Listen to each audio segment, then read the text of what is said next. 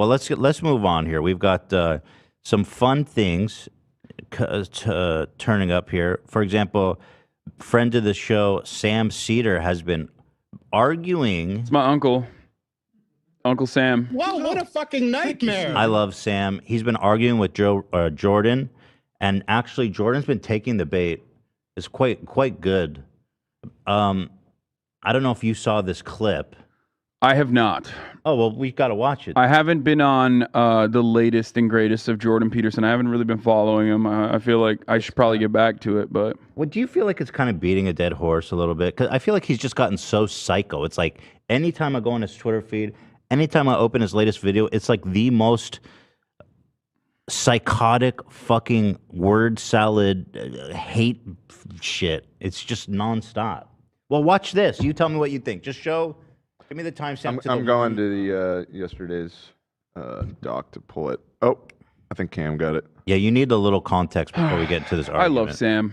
Yeah, he's the best. I gotta have him on the show. Maybe we can have him on together. Yeah, we should. Like I said, he's my real uncle, not Jank. Jank is my fake uncle. Sam Cedar is a lying coward. Which is the one that took you to Hooters? Not Sam. He would never do such a thing. Got it. The sexual revolution was the transformation of the idea that rape was a property crime, let's say, into a crime against the woman herself. And I would say, look, I have plenty of sympathy for that perspective. And I think it's fundamentally true. But I'm going to push back because, all this is all very complicated. Well, no, it's not. It isn't obvious to me. Stop. That he did not just say... Rape used to be treated like a property crime, and while I understand that like women are human beings, I'm still gonna do the devil's advocate thing here and act like it would be better if rape was a property crime. That is he did that. That's insanity. We were goofing on this, and we were going so deep we had to exit it. But that's insane. Yeah, what he's like, fuck. Here's a hypothetical. I'm gonna push back a little bit. Most people say the Holocaust was a terrible tragedy. I want to push back on that a little bit. The Jews being gone it could possibly benefit society. Yeah, no, he's like, you made them work harder. Actually, that's why they're successful now. Right, it lit a fire under their ass. Who had a good idea then, huh? Adolf Hitler. That's right. You seen the Jews before the Holocaust? Not that impressive, bucko. You light a fire under their ass, get them moving. The neoliberal Marxists don't want me saying the truth. No. Yeah, it's awesome.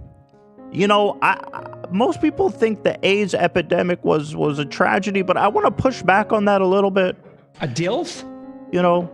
Ever since AIDS was introduced, there's been less weather catastrophes. God is happy. Yeah, no, he's just like, well, guess what? Preparation H. I mean, there's so many wonderful advances in medication that couldn't have come. You're dressing up in lingerie before your mirror at home, tucking your dick between your legs, imagining you have a vagina. That's actually for sexual real. kick. That's not. There's nothing sexual about that. Yeah, that one. Right. That's not even like a voice generator. Liars. That shit's all real, brother. Yo, why is he so horny though? I know. He's obsessed. He's like, bro, he really needs to lay off the meat. You know what I mean? He Jordan Peterson, the oldest man to try NoFap, maybe. He's doing semen. Bro, that man has no libido. The man eats only meat. His blood probably like crawls through his veins at this point. He fantasized about like someone that maybe is coming to terms with their like gender in the weirdest way possible. Like you thought about it too much, man. This is what I talk about. This is why I say like, it's a mental illness. Like having turf brain, okay, trans exclusionary radical feminist, which by the way, these guys aren't feminists, but neither are turfs anyway, whatever. Like, but being transphobic is like unironically a mental illness because like you think about trans people. You think about trans people way more than fucking trans people do, man. Yeah. You're at the cutting edge of whatever the fuck's going on in the trans universe. Yeah, I mean, if you look at the Daily Wire, I feel like 75% of their content of the past few months is like solely committed to trying to get trans people to kill themselves, essentially. Yeah, let's continue. That offers women enough defense. And so the counter argument might be if untrammeled sexual access to a young woman is a crime, in order for that to be recognized as a crime properly, it has to be viewed as something that will bring the males on her side to her defense in principle. Right. Now, maybe not, right? Because you could Maybe say, well, not. maybe we could set up a society where merely, quote, transgressing the rights of a woman to say no is sufficient.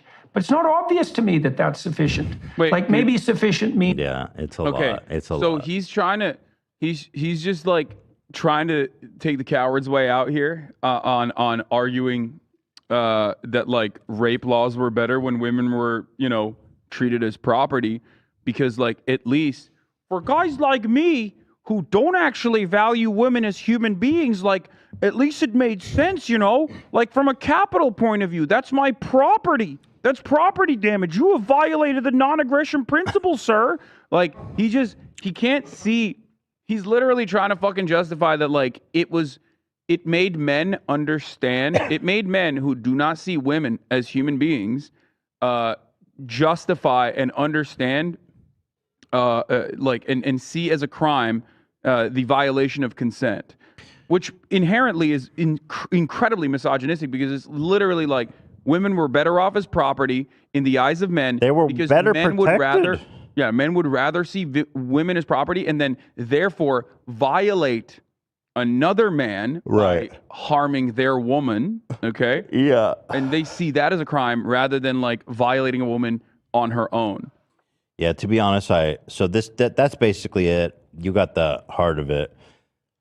So Sam made a clip responding, said Jordan Peterson has some disturbing ideas about consent. Jordan Peterson quote tweeted, "Here's another reason to trust me. The majority report thinks I'm wrong again. I was suggesting, as anyone with any sense would conclude, that female objection to unwanted sex, correct in all regards, may still have to be bolstered by male force, friends, fathers, and brothers, so that sufficient protection can be obtained." The funniest part about this is that like he's not wrong, okay? But he's still wrong in the sense that like it's not just about men protecting women by force, okay? It's also like, yeah, it has to be bolstered by male force, by men telling other men not to fucking do dumb shit and not to do like weird, creepy, sex pest shit. You know what I mean? But he's not saying that. He's saying that like women cannot defend themselves and therefore men need to be defending them with muscle and mass. The thing that he's excluding here is he literally starts this conversation by saying, I want to push back on the idea that women aren't property. Like, okay, let's start from there. That's a good starting point. Sam says, the problem, doctor, is that you said this in the context of pushing back on the advantage of women no longer being property. That's what I said. Yeah. Have it your way. I said whatever you think I said. I'm pro-rape, bigoted, misogynist, racist. Whatever trope turns you on. Dude. Why is this sexual? This is not sexual, Jordan. What the fuck? Dude, so nuts. What the fuck? I was trying to think through what we might have lost as a liberal individualist society in protecting women, protecting them against rape, against. Grow up, Sam Cedar. It's far past time. Capiche? I love the capiche. Capiche? Yeah, it's like he comes out with this crazy capiche. Is he Italian? The funniest part about this is that this is the reason why Jordan Peterson will never be as successful as Andrew Tate. Because Andrew Tate doesn't give a fuck about trying to intellectualize his argument or his misogyny. He does not care about coming across as like a liberal. Bro, whereas Jordan Peterson, as a college professor, needs to like dance around in these circles, and therefore like he wants the admiration of like what he values is like smart people. So he will never reach the successes that Andrew Tate. I hate to break it to you, but Jordan Peterson is very, very, very, very successul. Oh no, I wouldn't even put Andrew way above him. You know? No, I'm saying popularity amongst young men. Not know, like. man. I think of course, he's very successful. He's an oil lobbyist now. Like when you hit the oil lobbyist circuit, like you're caked. You're fine. You know what I mean? Yeah. So Sam says no need to debate with either of us what either of us said. It's on video.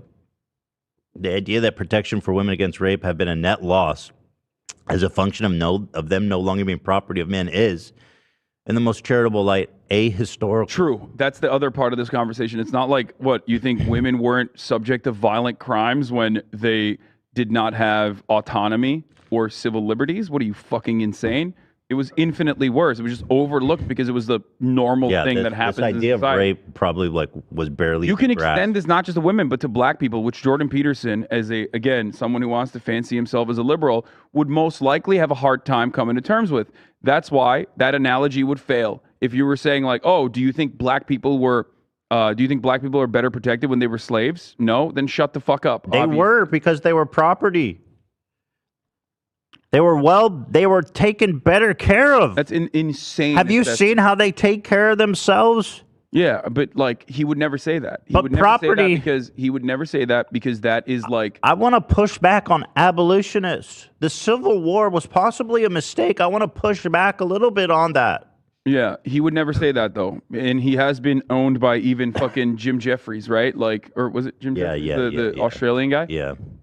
So I responded to debate Sam Cedar, and he actually responded to me, to my surprise. He said, H3, there was a time when I would have taken your suggestions seriously, but your behavior in relation to me has been worse than Mr. Cedar's, and even more inexplicable.